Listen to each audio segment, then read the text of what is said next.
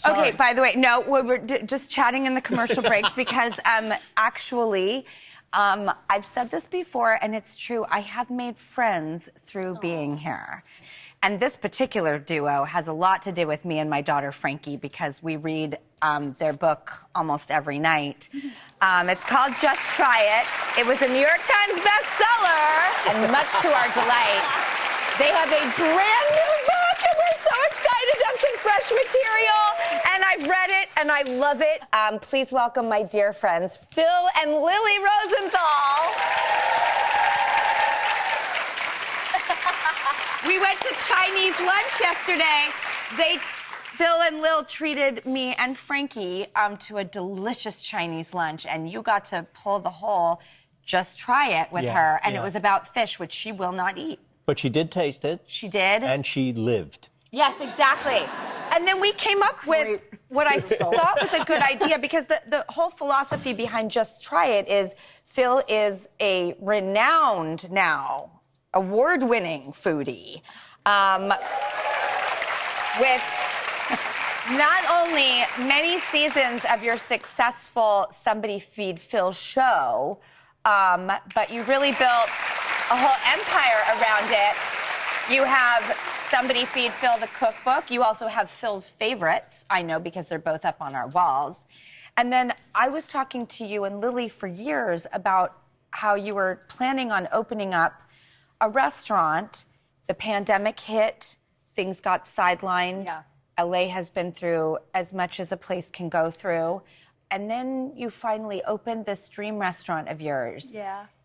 And there are articles being written everywhere about this restaurant. It has an 8-hour wait. 8 hours. Phil and Lil, you opened up, people open up restaurants. This one is different. Oh. It's very soulful. It's named after your parents.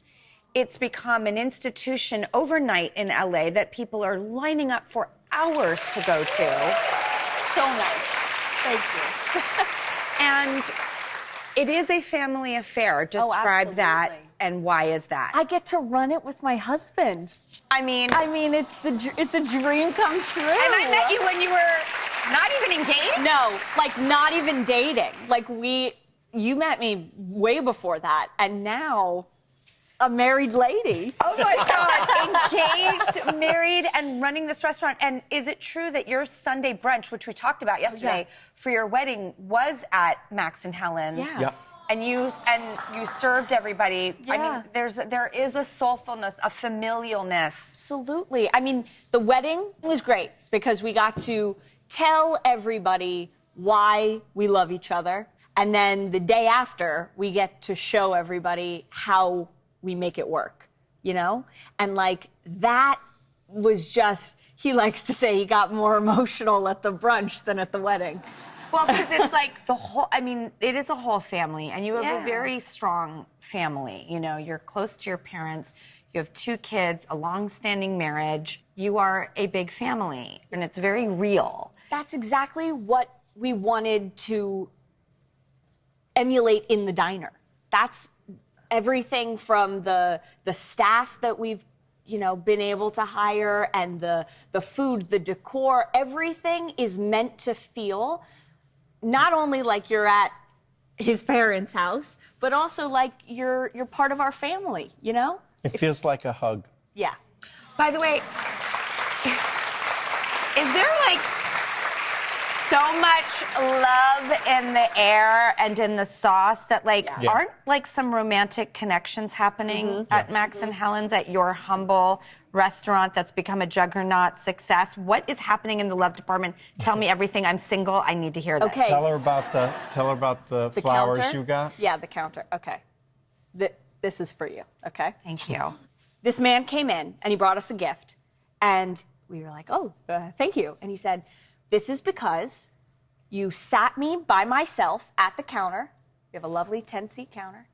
You sat me by myself, and then a little after, you sat a woman right next to me, and she was by herself. And now we're madly in love. And it's all thanks to you guys." I mean, I can't. What?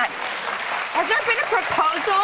Yes. Also, No, we had a proposal. We had a couple on their way to deliver their baby. They stopped at Max and Helen's for like the final meal before the baby. Like, this is a diner of love. Can I tell you the best thing? Please. And I wish this for you and Frankie and Olive and for all of you with kids, if you get to have this in your life, to see your kids, my Lily, find not only the love of her life, but the work she loves so much, and to do it with him.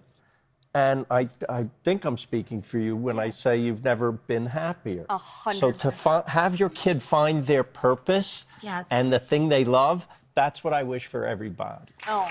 So now here's where I'm going to lean in for dad advice. Lean in. How do we do that as parents? In fact, Olive the other day said, I wish that you could just be with me and not on me.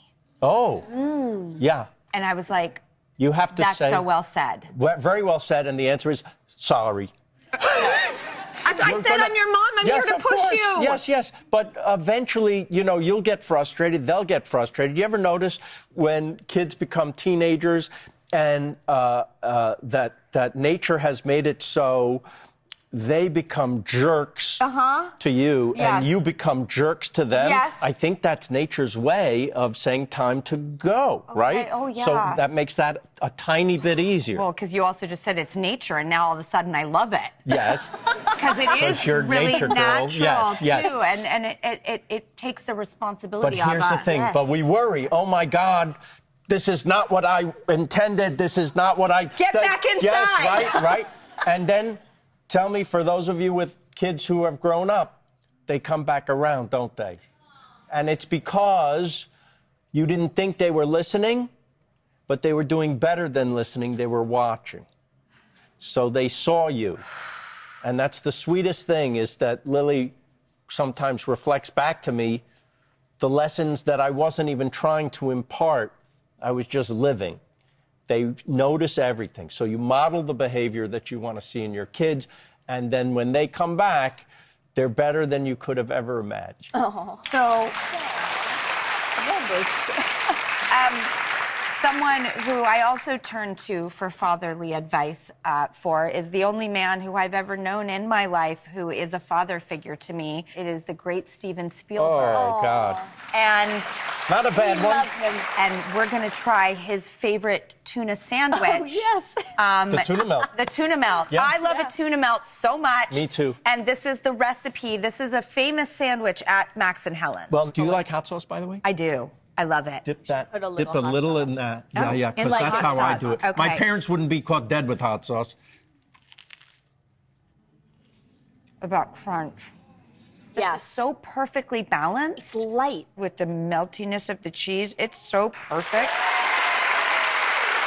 By the way, the last time you were here, we did weird food combos, Yes. which is Oh, yeah. the signature segment on our show. Here's me spitting it out. That's right. You didn't like it. It was a brownie with ranch dressing, Yes, I believe. I remember that. Which is disgusting, Guys, but some people horrible. love it. So before we yuck our Some yums, people can we are do crazy. a Yes. weird food combo? Let's do it. We'll be right Yes. back. I want to try some weird stuff.